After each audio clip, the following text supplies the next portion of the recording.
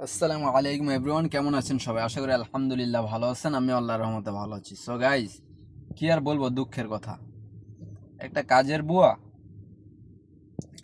কামটা করলো কি?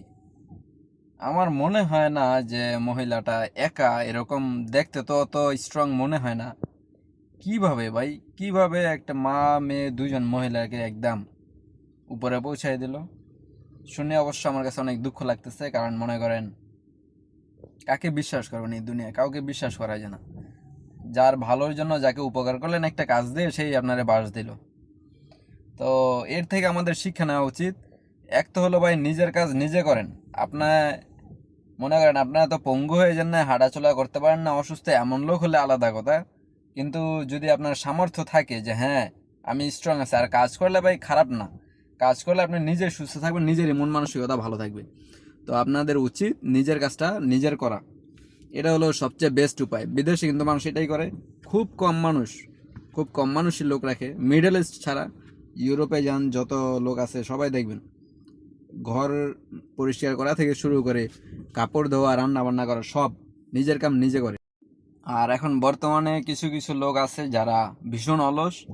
ভাই নিজের কাপড়টাও নিজে ধুইতে চায় না। মানে একটু টাকা পয়সা হইলে এত ফুটাঙ্গিরি বের হয়ে যায় মানুষের, মানে কি বলবো আর। দেখবেন যে আপনার পরিবারে, ধরলাম আপনি না হয় অসুস্থ, আপনার ফ্যামিলি আছে, আপনার ছেলে মেয়ে, ভাই ওদের দিয়ে কাজ করে না, ওদের আদর করাইতে করাইতে মানে এমন মাথায় উঠান যে বড় হয়ে বাদাইম্মা হওয়া ছাড়া কিছুই উপায় থাকে না। যেমন আপনি যদি আপনার ঘরে, যে ঘরে ছেলে মেয়ে আছে, ঠিক আছে, হতে পারে মা বাবা একটু বয়স্ক, কিন্তু আপনাদের ছেলে মেয়ে আছে যারা স্ট্রং আছে, আপনাদের সাথে থাকে, এরকম ফ্যামিলিতে লোক না রাখাটাই বেটার। ঠিক আছে, একটা ফ্ল্যাট বাসায় থাকেন, একটা ফ্ল্যাট বাসার মধ্যে আপনার কি আছে? দুই তিনটা রুম আছে, দুইজনের কাপড় আছে, এগুলো ধোয়া বাই কোনো ব্যাপার না। এই যে এখন যেই ক্ষতিটা হলো, হ্যাঁ, একটা কাজের বুয়া যেই কাজটা করলো, এখন এই জীবন তো আর ফেরত পাবেন না। ঠিক আছে, যে লোক বউ হারাইলো, সন্তান হারাইলো, তার কি হবে? তো আমি একটা কথাই বলতে চাই, যে সবচেয়ে বেস্ট নিজের কাজ নিজে করেন। ঠিক আছে, আত্মনির্ভরশীল হন। পরনির্ভরশীল হওয়া উচিত না, ঠিক আছে? আর পরনির্ভরশীল হওয়ার ফল তো আপনারা দেখলেন। ঠিক আছে, তো এই হলো অবস্থা।